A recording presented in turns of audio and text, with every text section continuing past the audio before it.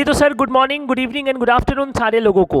आप तमाम विद्यार्थियों को ढेर सारा प्यार और आशीर्वाद। आप लोगों का एग्ज़ाम फिजिक्स हो गया, केमिस्ट्री हो गया और मैथ हो गया है। ये तीनों पेपर आप लोगों का अच्छा गया होगा। दुआ करेंगे कि अगला पेपर और आगे का पेपर भी अच्छा जाए। बाय द वे, कल आप लोगों का एग्ज़ाम है इंग्लिश का, और उसके लिए मैं आप लोगों को क्लास 12 के जो इंग्लिश का जो एग्ज़ाम देने वाले बच्चे हैं उनके कुछ वीवीआई क्वेश्चंस पे आज हम लोग चर्चा करेंगे कि आप क्या पढ़ें, किन किन चीज़ों का रिवीजन करें। आज हम लोग उस पर चर्चा करेंगे।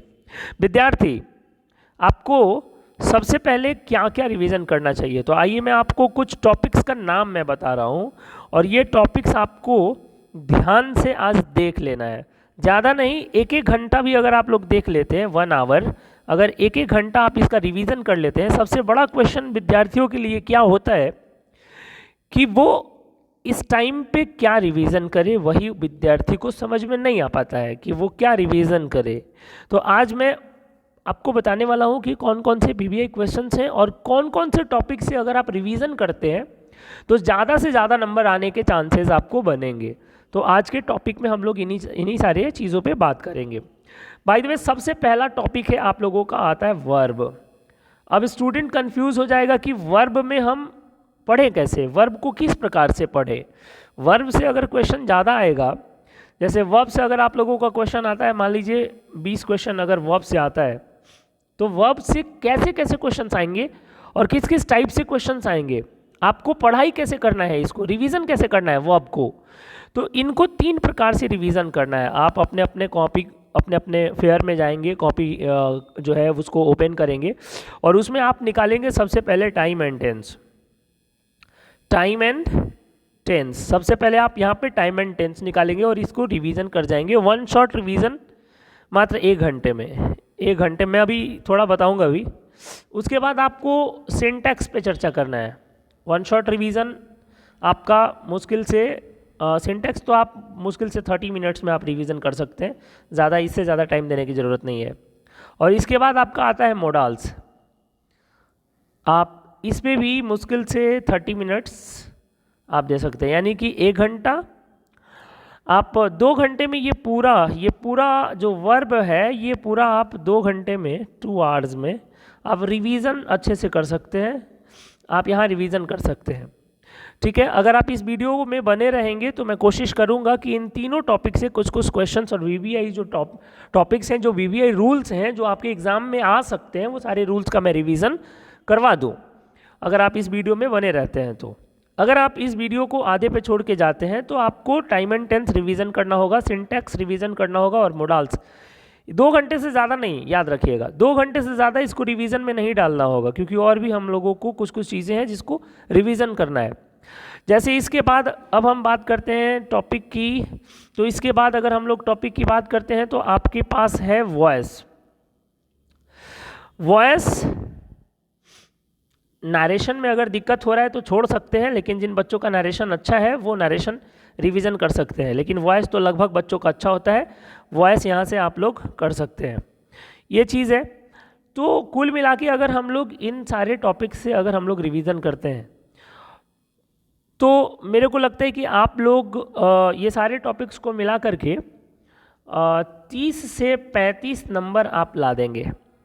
बच गया 15 नंबर। तो 15 नंबर में आप लोगों का आ जाएगा, बहुत सारा है, जो स्पेलिंग टेस्ट आपका आता है, चूज़ द करेक्ट सेंटेंस तो इसी में आ जाएगा। आप लोगों का आता है, जैसे आप लोगों का सेंटेंस को कंबाइन करने के लिए आता है, आर्टिकल से क्वेश्चन आता है, आर्टिकल से क्वेश्चन आता है, ए एन द आर्टिकल से क्वेश्चन आता है। आप इसको भी रिवीजन कर सकते हैं। 10 मिनट, ज़्यादा नहीं, 10 से 15 मिनट आर्टिकल को रिवीजन में डाल सकते हैं। वॉइस के लिए और नरेशन के लिए मैं कहूँगा कि आप लोग वॉइस और नरेशन पे 25 और 25 मिनट्स टाइम देंगे। वॉइस और नरेशन पे, नरेशन में सबसे ज़्यादा टाइम आपको कहाँ देना है मैं ये भी बता देता हूँ। नरेशन में सबसे ज़्यादा टाइम आपको देना है change of person, change of person, change of tense, change of tense और change of other parts of speech, और change of other parts of speech.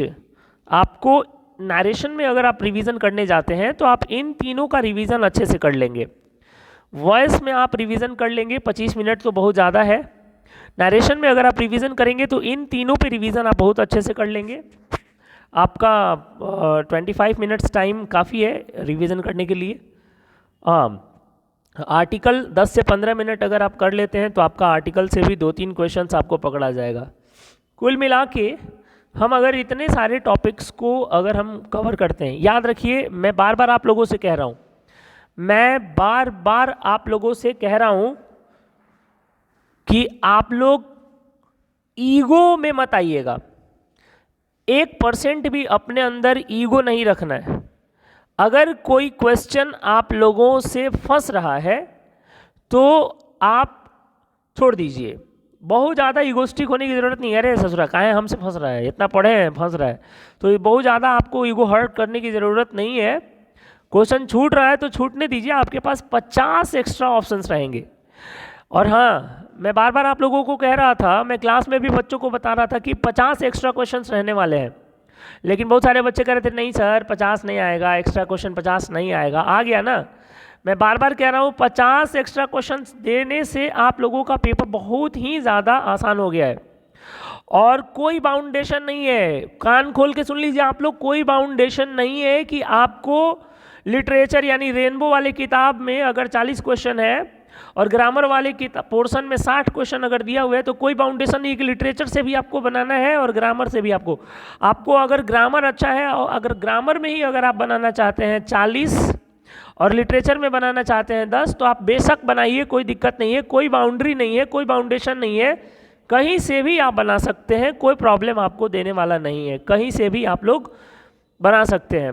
बस कोशिश यही रखना है कि 100 क्वेश्चंस में निम्नलिखित 50 वैसे प्रश्नों के उत्तर दे जिन पर हमारा कॉन्फिडेंस हो।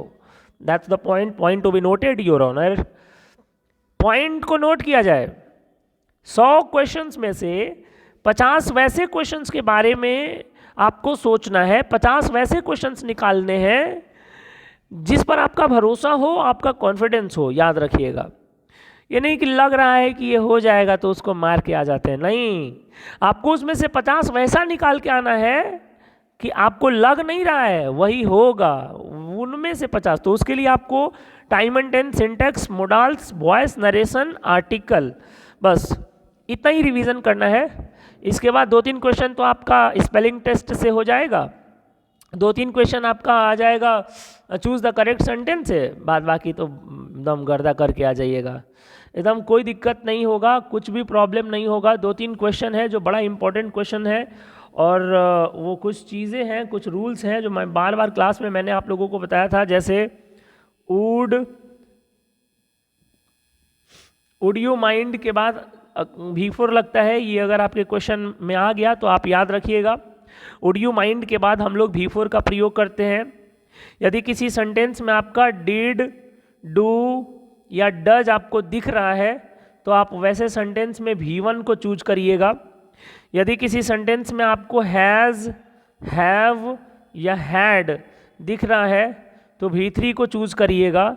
ये सारी चीज़ अगर किसी सेंटेंस में आपका मॉडल एक्सुलरी वर्ब दिख रहा है, मॉडल एक्सुलरी वर्ब मतलब कैन, कुड, मे, माइट, ये मैं बेसिक्स आप लोगों को बता रहा हूँ, ये can, could, may, might, shall, should, will, would etcetera etc जो ये होते हैं, आप इनके साथ हमेशा V1 का प्रयोग करेंगे। ये सारे बेसिक्स पे मैं चर्चा कर रहा हूँ और वेरी वेरी इंपॉर्टेंट, ये बहुत ही ज़्यादा इंपॉर्टेंट है। इन्हीं सारी चीज़ों से प्रश्न पूछते हैं, इन्हीं सारी चीज़ों से क्वेश्चंस पूछते हैं। 2-3 और बातें हैं, इंपॉर्टेंट पॉइंट्स है, IMPORTNT, 2-3 और इंपॉर्टेंट पॉइंट्स हैं जिस पर मैं चर्चा कर देता हूँ। कभी कभी क्या होता है, ये बड़ा फेमस क्वेश्चन है, यहाँ से बहुत क्वेश्चन उठाता है। If it rains I shall not come. आप समझ पा रहे हैं, इफ या व्हेन से शुरू होने वाले सेंटेंस को सब्जेक्ट प्लस V1 या V5 में बनता है, यानी कि प्रेजेंट में। अब अगर यहाँ पे फिल इन द ब्लैंक्स देगा तो इसको देखना है यहाँ पे फ्यूचर है कि नहीं है। अब यहाँ फ्यूचर होगा तो यहाँ पे प्रेजेंट में मारना है, और अगर यहाँ पे फिल इन द ब्लैंक्स देता है, यहाँ पे अगर यहाँ फिल इन द ब्लैंक्स देता है और तो फिर यहाँ देखेंगे कि यहाँ प्रेजेंट में है। अगर यहाँ प्रेजेंट में है तो यहाँ फ्यूचर, यहाँ फ्यूचर तो यहाँ प्रेजेंट। यही दो जगह पे आपका फिल इन द ब्लैंक्स भरने के लिए देता है। इन सारे चीज़ों को ये छोटे छोटे पॉइंट्स में मैं कोशिश कर रहा हूँ कि ब्रीफली मैं छोटे छोटे पॉइंट्स आप लोगों तक पहुँचा दूँ, ताकि एक छोटा सा रिवीजन आप लोगों के दिमाग में बैठ जाए। हालांकि ये सारी चीज़ें आप लोगों को पता है ऑलरेडी, लेकिन अब प्रॉब्लम ये है कि बच्चा अगर अभी के डेट में बच्चा अगर निकाल रहा होगा कॉपी पेन, तो उनको ये लग रहा होगा कि मैं रिवीजन क्या करूं। तो भाई साहब, आप रिवीजन ये करें और ऐसे करें। मैं आपको रिवीजन करने का तरीका बता रहा हूं।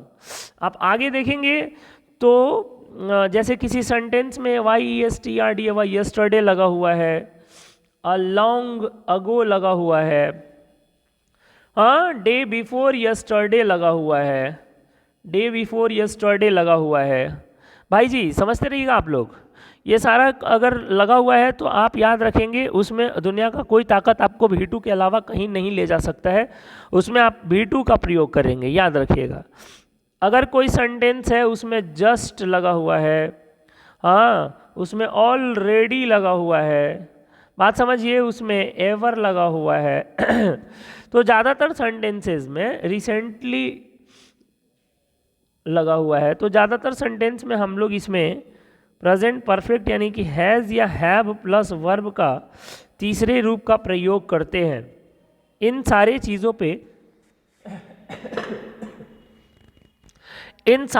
पे आप लोगों को थोड़ा सा ध्यान देने की ज़रूरत है। हाँ, कुछ क्वेश्चंस हैं जैसे नाउ से आते हैं, नाउ से। कुछ क्वेश्चंस हैं जो दीज डेज से आते हैं, दीज डेज। तो ऐसे कंडीशन में आपको क्या करना होगा? ऐसे कंडीशन में आपको प्रेजेंट कॉन्टिन्यूअस के साथ जाना होगा। भाई जी, प्रेजेंट कॉन्टिन्यूअस किसको कहते हैं? जिसमें V4 लगा हो। कब? इज, आर, एम के साथ वर्ब का चौथा रूप लगाओ, उसको हम लोग प्रेजेंट कॉन्टिन्यूअस कहते हैं। इन्हीं सारी चीज़ों पे हम लोगों को ध्यान देने की ज़रूरत है। कभी कभी आता है आप लोगों के सेंटेंस में दे देगा फॉर या सिंस प्लस टाइम, तो समझ जाना है परफेक्ट कॉन्टिन्यूअस है, तो समझ जाना है परफेक्ट कॉन्टिन्यूअस है। अब या तो वो प्रेजेंट परफेक्ट कॉन्टिन्यूअस होगा या तो वो पास्ट परफेक्ट कॉन्टिन्यूअस होगा। लेकिन जैसे ही सिंस के जगह पे फ्रॉम दिया, अब यहीं पे देता है बच्चों को कंफ्यूज करने के लिए। ये चीज़ें जो मैं रिवीजन करवा रहा हूँ, बस आप लोग वन शॉट रिवीजन है पूरे साल का। अब जैसे ही यहाँ फ्रॉम देगा, आपको दिमाग में लगाना है कि परफेक्ट कॉन्टिन्यूअस तो है, लेकिन प्रेजेंट और पास्ट का नहीं, बल्कि फ्यूचर परफेक्ट कॉन्टिन्यूअस, ये दिमाग में रखना है। इन सारी चीज़ों पे आपको थोड़ा सा फोकस कर लेना होगा। हाँ, अब यदि आप मॉडल एक्सुलरी वर्ब का रिवीजन कर रहे हैं, तो मॉडल एक्सुलरी वर्ब में आपको कैन का प्रयोग, मे का प्रयोग, शैल का प्रयोग, शैल नहीं, शुड का प्रयोग, वुड का प्रयोग, ज़्यादातर चांस में मस्ट का प्रयोग, आउट, टू का प्रयोग, इनका प्रयोग आपको थोड़ा सा पढ़ लेना होगा। इनका प्रयोग आपको थोड़ा 2-2 मिनट 3-3 मिनट इनका यूज़ आपको पढ़ लेना होगा। यदि आप सिंटैक्स का रिवीजन करते हैं तो सिंटैक्स के रिवीजन में आपको एक ही रूल है, सिंगुलर सब्जेक्ट के साथ सिंगुलर वर्ब तथा प्लूरल सब्जेक्ट के साथ प्लूरल वर्ब, यही आपको करना होगा। सिंगुलर सब्जेक्ट के साथ सिंगुलर वर्ब और प्लूरल सब्जेक्ट के साथ प्लूरल वर्ब, यही इसी का रिवीजन। इसमें बहुत सारा रूल्स मैंने आप लोगों को लिखवाया था भाई जी, इसमें 2-3 रूल है जो कि बहुत इंपॉर्टेंट रूल है, वो आप लोग देख लीजिएगा। जैसे एक होता है आइदर या नाइदर से, ये रूल आपको देखना चाहिए। एक होता है आपका, या इसमें एक बड़ा इंपॉर्टेंट रूल होता है the plus noun plus and plus noun is equal to singular, और the plus noun plus and plus the plus noun is equal to plural, either neither के साथ सिंगुलर। ये सारे रूल्स एक बार आप लोगों को देख लेना चाहिए। ये सारे रूल, ये सब आइदर के साथ कौन सा वर्ब लगता है, जैसे यहाँ पे हो जाएगा एग्जाम्पल के रूप में द टीचर एंड डायरेक्टर। अब यहाँ इज होगा कि आर होगा। अब तो इसके लिए आपको बहुत ज़्यादा ज़रूरी है कि कौन सा वर्ब सिंगुलर है, कौन सा वर्ब प्लूरल है, ये बहुत ज़रूरी आपको रिवीजन करना। तो भाई जी सिंगुलर वर्ब होता है हमारा इज, वाज, हैज़, डज, और प्लूरल होता है आर, वर, हैव और डू। इसमें V5 सिंगुलर होता है और V1 प्लूरल होता है। इसमें होता है डिड, हैड। ये दो ऐसा वर्ब है जिसको हम लोग नालायक बोलते हैं। ये दो ऐसा वर्ब है जिसको हम लोग नालायक बोलते हैं, जो कि सिंगुलर के साथ भी आता है और प्लूरल के साथ भी आता है, दोनों के साथ आता है। ये नालायक है। तो इसी तरीके से आपको थोड़ा रिवीजन करना होगा। आपको रिवीजन करना होगा टाइम एंड टेंस का कुछ रूल्स, आपको रिवीजन करना होगा सिंटैक्स का कुछ रूल, आपको रिवीजन करना होगा मॉडल ऑक्सिलरी वर्ब का कुछ। बस इनको आपको आधा घंटा में इनको बस व्हाट्सअप कर लेना है, इसको रिवीजन कर लेना है। वॉइस में मैंने बता ही दिया, नरेशन में मैंने बता ही दिया आपको कैसे करना है। इसको 10 से 15 मिनट जैसे जैसे बता रहा हूँ बस वैसे वैसे रिवीजन करते हैं, क्योंकि बहुत सारे बच्चों को नहीं पता है रिवीजन कैसे करते हैं। लेखक का नाम तो भाई जी राइटर का नेम, राइटर्स नेम और चैप्टर्स नेम, ये दोनों आपको याद करना होगा। राइटर्स नेम और चैप्टर्स नेम ये दोनों आपको याद करना होगा। अगर आप लोग इसको याद कर लेते हैं, राइटर्स नेम और चैप्टर्स नेम, अगर ये दोनों आप लोग रिमेंबर कर लेते हैं, अगर ये दोनों आप लोग याद कर लेते हैं, तो आपका 5 + 5 = 10 मार्क्स फिक्स। ये VVI है, VVI मोस्ट इम्पॉर्टेंट क्वेश्चन है, मतलब 100% फिक्स है।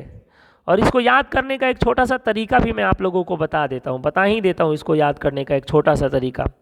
आप लोग भी देख ही लीजिए, इसको याद करने का एक छोटा सा मैं आप लोगों को तरीका जो है वो मैं बताने का प्रयास कर रहा हूँ। आप देखिए यहाँ पे, देखिए आप लोग देख रहे हैं हमारी सभ्यता और संस्कृति, हमारी सभ्यता और संस्कृति के बारे में किसी ने कुछ भी कहा तो महात्मा गांधी सड़कों पर उतर जाएंगे। तो सभ्यता और संस्कृति मतलब इंडियन सिविलाइजेशन एंड कल्चर किसने लिखा है? महात्मा गांधी।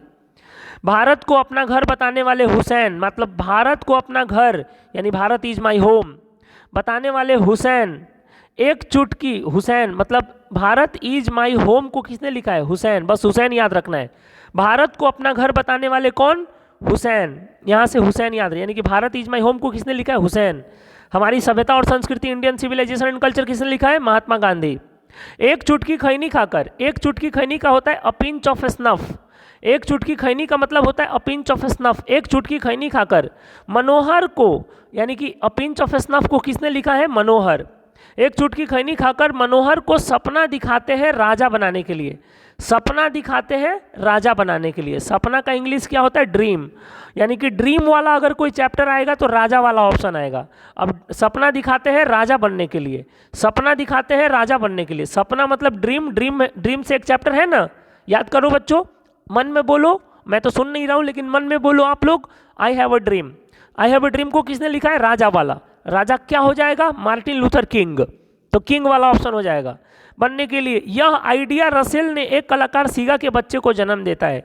यह आइडिया, आइडिया वाला चैप्टर को किसने लिखा है? रसेल। तो आइडिया से क्या याद रखना है? रसेल।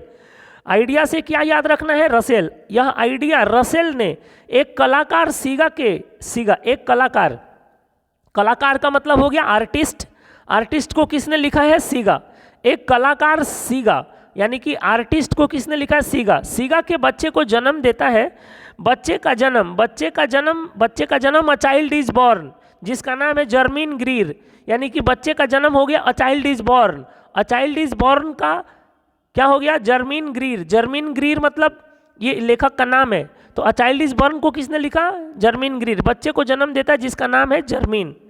प्रेस की मालकिन डोरोथी, यानी how free is the press वाला चैप्टर की मालकिन कौन है, डोरोथी, यानी how free is the press chapter को किसने लिखा है, डोरोथी एल्सेयर। डोरोथी ने पृथ्वी पर एचिबेट्स के साथ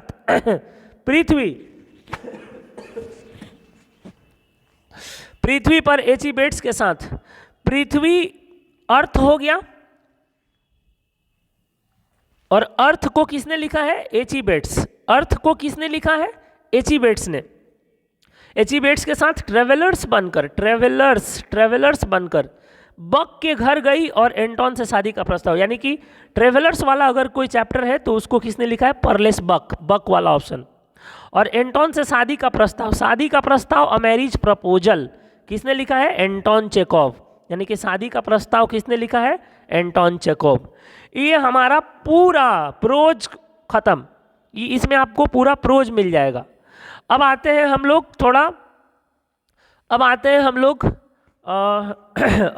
लोग ये पोएट्री सेक्शन के तरफ। ये है हमारा पोएट्री सेक्शन। तबीयत थोड़ा सा ख़राब है बच्चों, सर्दी और बुखार हो गया जिसकी वजह से थोड़ा सा बीच बीच में खांसी आ रहा है, तो कोई बात नहीं है। अब आप लोगों को मैं पोएट्री सेक्शन वाला मैं याद करवा देता हूँ। ये प्रोज सेक्शन वाला, ऊपर में ये प्रोज सेक्शन वाला था, अब पोएट्री सेक्शन वाला थोड़ा याद कर लीजिए। पोएट्री सेक्शन का पहला चैप्टर का नाम है स्वीटेस्ट सॉरी पोएट्री सेक्शन का जो पहला चैप्टर है उसका नाम है sweetest love I do not go. Love का मतलब क्या हो गया, प्यार। दूसरा चैप्टर का नाम है song of my self. Song माने क्या हो गया, गाना। तीसरा चैप्टर का नाम है now the leaves are falling fast. Leaves का मतलब पतई। और चौथा चैप्टर का नाम है ओड टू ऑटम। ऑटम का मतलब क्या हो गया, पतझड़। ओड टू ऑटम का मतलब क्या हो गया, पतझड़। तो अब आइए मैं आप लोगों को थोड़ा ये याद करवा दूं। प्यार से हो गया लव वाला, गाना से हो गया सॉन्ग वाला चैप्टर, पतई से हो गया now the leaves are falling fast, पतझड़ से हो गया ओड टू ऑटम। अब इसको याद करिए। प्यार कईनी त जॉन भैया आ गईले, गाना गईनी त वाल्ट चाचा चल गईले, पतई गिरे लागल ओडन के छाँव में, पतझड़ आइल बउए किड्स के गाँव में। अब देखिए, प्यार कईनी तो जॉन भैया आ गए, यानी कि लव वाला अगर कोई चैप्टर होगा तो उसका सही उत्तर होगा जॉन। गाना गईनी तो सॉन्ग वाला अगर कोई चैप्टर होगा तो उसका सही उत्तर होगा वाल्ट। पतई वाला now the leaves are falling fast, अगर पतई वाला नाउ द लीव्स वाला अगर कोई चैप्टर होगा तो उसका सही उत्तर होगा ऑडेन। अब पतझड़ वाला यानी कि ओड टू ऑटम वाला अगर कोई चैप्टर होगा तो उसका सही उत्तर हो जाएगा किड्स। बस इसी को गाने में परिवर्तित कर दिया गया है ताकि रिवीजन आप लोग कर ले और खटाक से 5 और 5 10 नंबर आपके मुट्ठी में आ जाए। अगला चैप्टर है एन इपिटाफ। EPITAPH। इपिटाफ का मतलब होता है कब्र। इपिटाफ का मतलब होता है कब्र। सैनिक का मतलब होता है सोल्जर। सैनिक का मतलब होता है सोल्जर। तो अगला 2 चैप्टर आपके सामने है, इपिटाफ और सोल्जर। आइए इसको याद करते हैं। कब्र पर मेरे आकर वाल्टर ढेला मारे हैं, सैनिकों को ब्रूक साहेब प्यार से बुलाए हैं। और कब्र पर मेरे आकर ढेला कौन मारे हैं, वाल्टर। तो कब्र वाला इपिटाफ अगर आएगा तो किसके साथ जाएंगे, वाल्टर के साथ। और सैनिक मतलब सोल्जर। सैनिक आएगा तो किसके साथ जाएंगे, ब्रूक। सैनिक आएगा तो ब्रूक के साथ। इपिटाफ आएगा तो वाल्टर के साथ, यानी कब्र पर मेरे आकर वाल्टर, यानी कब्र वाला वाल्टर। सैनिकों को किसने बुलाया, ब्रूक साहब। तो सैनिक सोल्जर वाला क्या याद करेंगे, ब्रूक। अब आते हैं हम लोग थोड़ा सा बाकी का जो 2-3 बच गया है, नीचे वाला बिल्ली से आपको याद करना होगा कौन सा, mystery cat. Macavity the mystery cat. Cat वाला अगर कोई चैप्टर है तो उसको इलियट बिल्ली ने इलियट के घर में आग लगाया। तो बिल्ली ने किसके घर में आग लगाया? इलियट के घर में। तो बिल्ली को किसने लिखा है? कैट वाला चैप्टर को किसने लिखा है? इलियट। आग में दारू वाला की काकी मर गई, तो आग, आग से fire, fire He-Man, fire He-Man, fire He-Man को किसने लिखा है? दारू वाला। तो आग में कौन मर गया? दारू वाला की काकी। तो केकी एन दारू वाला यहाँ से हमको याद होगा। तभी लॉरेंस के घर में सांप घुसा, यानी कि सांप, सांप किसको कहते हैं? स्नेक। स्नेक चैप्टर आएगा तो याद रखिएगा लॉरेंस। लॉरेंस के घर में कौन घुसा? सांप घुसा। जब कमला दादी के घर थी, यानी कि my grandmother's house, grandmother's house का मतलब दादी का घर। कमला किसके घर थी? दादी के घर, यानी कि कमला दास, दादी का घर। तो दादी वाला चैप्टर को किसने लिख दिया? कमला। सांप, स्नेक, स्नेक किसके घर में घुसा? लॉरेंस के घर में। आग में कौन मरा? दारू वाला, दारू वाला यानी कि फायर, दारू वाला। बिल्ली वाला चैप्टर, बिल्ली ने किसी घर में आग लगाई? बिल्ली ने इलियट के घर में आग लगाई। भाई जी बस एक छोटा सा प्रयास है और कुछ नहीं है, ये रिवीजन कराने का एक छोटा सा प्रयास है। इस तरीके से आप लोगों को रिवीजन करना है। यहाँ से आपको याद हो जाएगा, आप लोगों का पूरा 10 नंबर यहाँ से आपका फिक्स हो जाएगा, यानी कि 50 नंबर उधर ऑब्जेक्टिव में मैंने अभी बताया आपको, और 10 नंबर ये फिक्स बता दिया। ये हो गया आपका टोटल 60 नंबर। ठीक है, अब आपको इसके अलावा आप आ जाइए, थोड़ा ट्रांसलेशन बना लीजिएगा।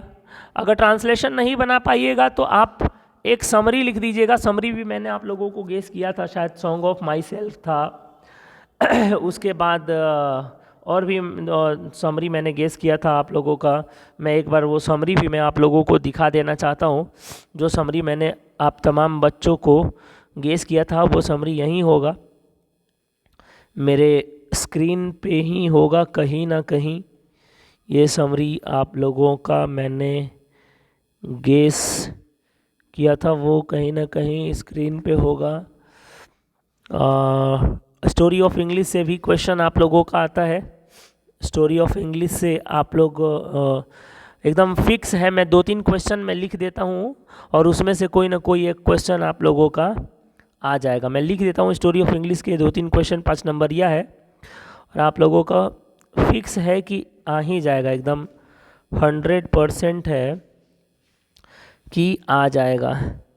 मेरे को याद है मैंने आप लोगों को गेस किया था और इसी में गेस किया था और इसी में मैंने आप लोगों को दिया था। बस आप लोग 1 सेकंड के लिए अगर आप लोग होल्ड करेंगे तो मैं इसे ढूंढ करके निकाल लूँगा। ये VVI समरी है, ये जो मैं ढूंढ रहा हूँ ना, ये VVI समरी है। ये आएगा आप लोगों के एग्ज़ाम में, इसी में से कोई ना कोई एक समरी आएगा, 100% है कि आएगा इसी में से कोई ना कोई एक समरी। इसी को मैं ढूंढ रहा हूँ कब से मैं यही ढूंढ रहा हूँ। यहाँ है नहीं, यहाँ है नहीं। ये तो मैंने आप लोगों को भी एक बार, आप लोग, ये तो नीचे आ गया। मैंने आप लोगों को तो एक बार क्लास में, बहुत बार मैंने क्लास में बताया है, ये क्लास में भी मैंने बच्चों को बहुत बार बता दिया है, तो इसमें मिल नहीं रहा है।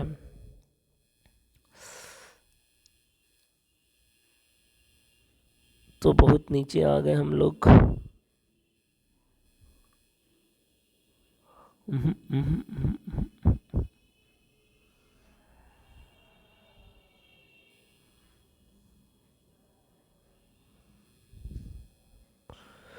उसमें शायद सॉन्ग ऑफ माई सेल्फ था, now the leaves are falling fast था, स्नेक था और सोल्जर था, यही था। लेकिन सॉन्ग ऑफ माई सेल्फ को मैंने ज़्यादा प्रेफर किया था कि ये ज़्यादा जो है वो ज़रूरी है, उसको एक बार पढ़ लीजिएगा। सॉन्ग ऑफ माई सेल्फ है वो ज़्यादा ज़रूरी है, उसको आप लोग पढ़ लीजिएगा, थोड़ा ज़्यादा ज़रूरी है। ओके ओके, तो चलिए आप लोग को मैं कुछ क्वेश्चंस, मैंने कहा था कि कुछ क्वेश्चंस मैं आपको स्टोरी ऑफ इंग्लिश से लिख देता हूँ, वही आएगा। स्टोरी ऑफ इंग्लिश 5 नंबरिया में आता है। Story of English, story of English 5 नंबरिया में। Right A short note on modern English, right A short note on modern English, middle English, middle English और मॉडर्न इंग्लिश, मिडिल इंग्लिश और old English. ये तीनों में से कोई ना कोई एक आएगा, जरूर आएगा। बस ये तीनों में से कोई ना कोई एक आएगा, ये तीनों में से कोई ना कोई एक आएगा। अब आपको ये तीनों को आपको एक बार देख लेना है, कोई ना कोई तीनों में से एक आ जाएगा 5 मार्क्स में आप लोगों का। तीनों में से कोई ना कोई आप लोगों का एक आ जाएगा। कुछ ऑब्जेक्टिव्स के क्वेश्चंस हैं किताब के जो आप लोगों को मेरे स्टडी मटेरियल में दिए हुए हैं। वो सारा स्टडी मटेरियल का ऑब्जेक्टिव का क्वेश्चंस कुछ पढ़ लीजिएगा, वहाँ से 2 4 5 भी अगर मार देंगे तो भी काफ़ी है। आराम से 50 नंबर आप लोगों का ऑब्जेक्टिव में आ जाएगा।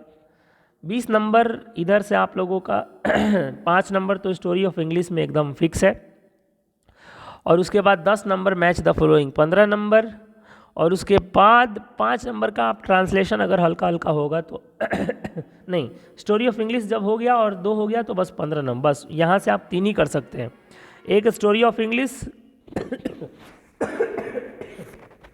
एक स्टोरी ऑफ इंग्लिश और 2 मैच द फॉलोइंग। बस यहाँ से आप ऐसे ही कर सकते हैं। 3 5 5 नंबर का आता है।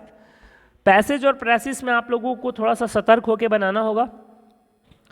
क्वेश्चन आप लोगों को पढ़ना होगा, और क्वेश्चन पढ़ करके जब क्वेश्चन को आप जब रीड करेंगे, क्वेश्चन को आप जब पढ़ेंगे तो आप एक बार मैच करिएगा कि आपके क्वेश्चन के जो क्लू वर्ड्स हैं, क्वेश्चन के जो क्लू वर्ड्स हैं वो पैसेज में कहाँ पे टकरा रहे हैं, कहाँ पे मिल रहे हैं, और वहीं से लाइन उठा करके आप आंसर कर सकते हैं। आपको 1 नंबर वहाँ से आराम से मिल जाएगा। 4 क्वेश्चन होते हैं, 4 नंबर के होते हैं, आप वहाँ से 4 नंबर आसानी से प्राप्त कर सकते हैं।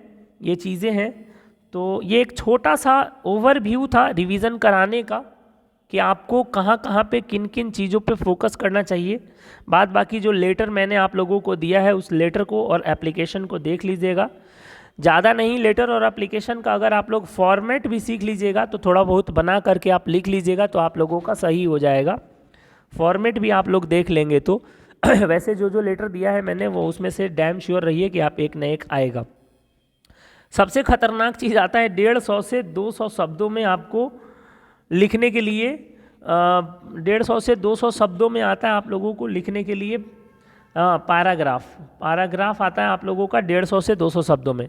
2-3 पैराग्राफ है जो आप लोगों के एग्ज़ाम में आने का संभावना है।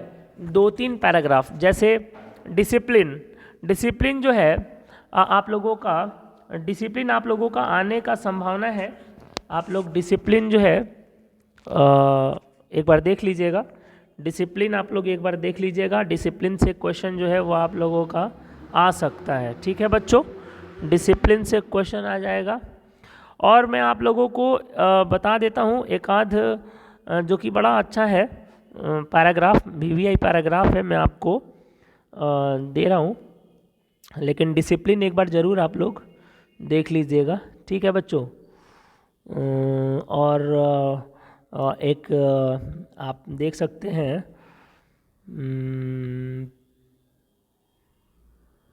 हाँ एक आप देख सकते हैं एम इन लाइफ आप एक देख सकते हैं। यो एम इन लाइफ एक यहाँ से देख सकते हैं आप। What is your aim in life, aim in life आप देख सकते हैं। एम इन लाइफ यहाँ से ये देख सकते हैं। उसके बाद आप देख सकते हैं थोड़ा सा और अगर आप दिमाग लगाएंगे तो आप मेनी हैंड्स मेक वर्क, ये छोड़ दीजिए, ये इसका कोई दिक्कत नहीं है। पॉल्यूशन आप थोड़ा सा देख लीजिएगा, ठीक है, पॉल्यूशन देख लीजिएगा। वैसे ज़्यादातर चांस बन रहा है आप लोगों का इन तीनों में से कोई ना कोई एक टकरा ही जाएगा। ज़्यादातर चांस बन रहा है इन तीनों में से कोई ना कोई एक आप लोगों का टकरा जाएगा। एकदम आप लोग निश्चिंत रहिए, इन तीनों में से कोई ना कोई एक टकराएगा। तो discipline, aim in life, pollution, इन तीनों को आप लोग थोड़ा सा देख लीजिएगा। ठीक है, इन तीनों में से कोई ना कोई एक आप लोगों का टकरा जाएगा। चलिए, बाद बाकी तो बेस्ट ऑफ लक हम आपको बोलते ही रहेंगे तब तक जब तक आप लोगों का एग्ज़ाम ख़त्म नहीं हो जाता है, जब तक आप लोग एग्ज़ाम दे करके वापस नहीं आ जाते हैं। ठीक है, तो ये एक छोटा सा ब्रीफ है। आप लोग थोड़ा क्वेश्चन आंसर और क्वेश्चन आंसर पे थोड़ा सा आप लोग देख लीजिएगा। मैंने छोटा छोटा पर्ची बना करके क्वेश्चन आंसर का और उसको क्या कहते हैं, एक्सप्लेनेशन का मैंने दिया था। बस उससे बाहर पढ़ने की ज़रूरत नहीं है। जो क्वेश्चन आंसर का पर्ची और एक्सप्लेनेशन का पर्ची दिया था उसको थोड़ा सा देख लीजिएगा आप लोग। नहीं अगर मान लीजिए अगर आता है तो आप लोग उसी में से बना बना करके कोई ना कोई लिख देना है, छोड़ के नहीं आना है। बात समझिए हम क्या कह रहे हैं, छोड़ के नहीं आना है, कोई ना कोई उसी में से बना बना करके लिख के आना है, छोड़ के नहीं आना है, ये बात याद रखिए। तो ये मैं वीडियो आप लोगों को भेजने जा रहा हूँ आप लोगों के ग्रुप में। सब लोग इस वीडियो को देखें, ये वीडियो बहुत ही ज़्यादा हेल्पफुल होगा। मात्र 3 से 4 घंटा अगर आप मेरे इस वीडियो को देखने के बाद 3 घंटा भी अगर आप मेहनत कर लेते हैं, 3 घंटा भी अगर आप मेहनत कर लेते हैं, अगर आप ये वीडियो देखते हैं, आप 6 बजे अगर ये वीडियो देखते हैं, 7 बजे अगर ये वीडियो देखते हैं और 10 बजे तक अगर आप थोड़ा रिवीजन कर लेते हैं तो बहुत अच्छा हो जाएगा। इसी हिसाब से आप लोग रिवीजन करिएगा। जय हिंद, जय Bharat, best of luck, thank you very much, thank you thank you thank you.